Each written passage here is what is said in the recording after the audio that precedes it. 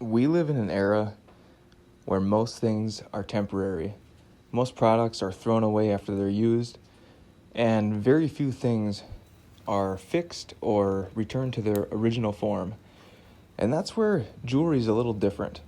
Much like a mechanic, how often when our car needs an oil change or some minor fix do we throw the car away and buy a new one? That never happens. We go to the mechanic and we have him fix it, or we fix it ourselves because we know it's worth it. It's much the same for jewelry. Either it has sentimental value to the person wearing it, or the value of the material far outweighs the repair that's needed. Or you can't find that design anymore, so you're willing to fix it to restore it to its original form, much like you would a classic car. Now, this ring came in, and it was a wedding band set that was soldered together.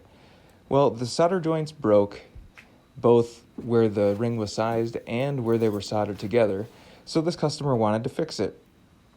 So what we're doing here is I took and pushed those seams back together for the engagement ring where it had broken in the sizing seam from a previous time someone sized it. So I'm dunking it in denatured alcohol. That's a fire coating, so it doesn't get fire scale while I'm soldering. And you can see the faint flames as the alcohol burns off. And then I'm going to apply solder and get it to flow into just that one seam on the one band. Now, with doing this, I'm applying a little bit of flux, and that helps clean the joint and helps the solder to flow. And I'm going to very carefully just flow the solder into the one joint on the engagement ring because I'm using gold hard solder on that part. And I'm going to go back later and reconnect the two bands on the back using an easier solder where it flows at a little lower temperature, which is common practice for the industry. At times in the past, I've scoffed at myself for being a so-called jewelry mechanic. I would even call myself that in kind of a derogatory term.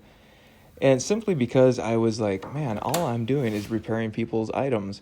I'd really like to create my own new pieces and sell them, which I do. There's some truth to what I said, although over the years I've thought about it more and more. And what I previously mentioned in this video about the sentimental value, the value of the gold or the diamonds, and possibly not being able to get a certain design anymore, really got me thinking that it is a valuable trade. It's a valuable artistic expression to be able to repair people's jewelry. It's not as easy as just throwing some solder on something. There's always a method. There's a method to how you do it, what steps you take, how to clean it previous to putting a torch to it. Walking through the steps in your mind before you get started on how you're going to approach this so-called problem and turn it back to its original state. And many times when I'm repairing jewelry, I hand it back to the customer after I'm all finished, and they say, they're just in awe, they're shocked. They say, this has never looked this good. How did you get it so clean? How did you get it so shiny? How is it so polished? And I just reassure them that it probably looked that way originally, but it's been so many years since you've seen it in that state that it looks like a brand new ring. And that's the joy of it. When I hand it back to a customer and they have that expression and they just can't believe what happened to their old piece of jewelry, how it's repaired, wearable again, and it looks, in their mind, better than brand new, that brings a lot of satisfaction and joy. Although there are times where I'm doing a lot of repair work and very little of my own work, where I long for a chance to express my artistic expression in jewelry, with my own ideas or designs. So it's a mix. I like doing both, and I don't like more one than the other. It's actually very satisfying both ways. Repair work is quick. It's good cash flow. It allows for me to meet a lot more customers, and not everyone is in the realm of buying a new piece of jewelry, and even that very often. Some people may only go to a jeweler a couple times in their life, a few times to buy jewelry and a few times to fix it or size rings. So, and unless they get an inheritance of a bunch of jewelry from a relative who has passed away, and that happens often too. But overall, It's something that's needed, and it's a dying art. There's not a lot of people doing it anymore, and if you go to a big box store, a nationwide chain, many of those have job shops that are off-site. So if you walk into a name your jewelry store, and it's a chain store or what have you, they may have their own goldsmiths, but they may be somewhere else. So that what they end up doing is packaging up your piece and sending it to the job shop, where they do hundreds and thousands of repairs every year, maybe tens of thousands, and you're put into the mix, and your piece is repaired and then shipped back to the original store, and they call you and you pick it up. So it leaves the store, which adds its own intricate details to the process, if you know what I'm saying. So that's what's nice about being a micro jeweler, and that's what I've come to call myself, as a micro jeweler. I'm a one-person shop. I'm a one-person studio. I do all the work myself right there in the store, unless there's something very, very specific that I cannot do that involves laser engraving or laser welding, which I don't have those equipment to perform that task. Then I will sub out those things. But other than that, I do everything else right in the studio. You're seeing me at my bench pin. You can see all the holes drilled in it from over the years of drilling into pendants and different things so I can set diamonds and gemstones. And it's just the nature of working. As you use your materials and as you use your bench and your equipment, it starts to show wear and character, in my opinion. So, yeah, this video is just, the background is me going over with a rubber wheel, getting all the little scratches out, and then I can go to the polisher and make the ring look just like it did when it was new.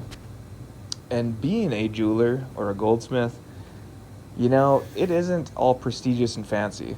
Like right here I'm polishing. I'm getting my hands all full of polishing compound. The ring gets heated up and it burns my fingers sometimes. It's a messy process, but it's necessary to get that luster and the polish in the ring. So it's not glamorous. Like there's actually quite a few YouTube channels out there where they're on the streets of New York buying Rolexes and flipping them for profit, and wheeling and dealing and all that stuff. And there are guys out there doing that, but you never see them doing the actual work. They're not the goldsmiths. They're simply salesmen, and they're very good salesmen. Although you'll see them go into different studios and say, this is so-and-so, he's my diamond setter, or this is so-and-so, they're my polisher. Here's my casting guy. And so each one of those is compartmentalized. They only do one task. They only polish all day long, or they only set diamonds all day long, or they only cast, all day long.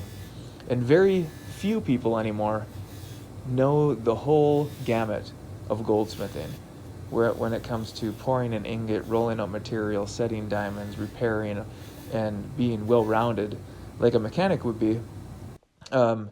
It's become more compartmentalized. So that's another aspect of this business that I like, is that every day is a little different. I never know exactly what I'm going to work on.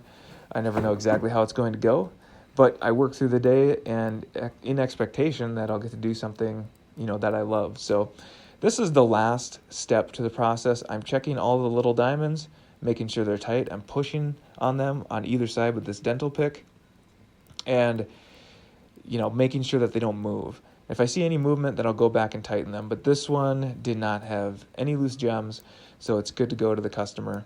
And once I get done doing this, it'll go into a little clear bag, and back in their job envelope, I will call the customer or text them and let them know their ring is ready to pick up. And they'll come in and pick up their ring and start wearing it again. Now you know a little more about what it's like to be a jewelry mechanic.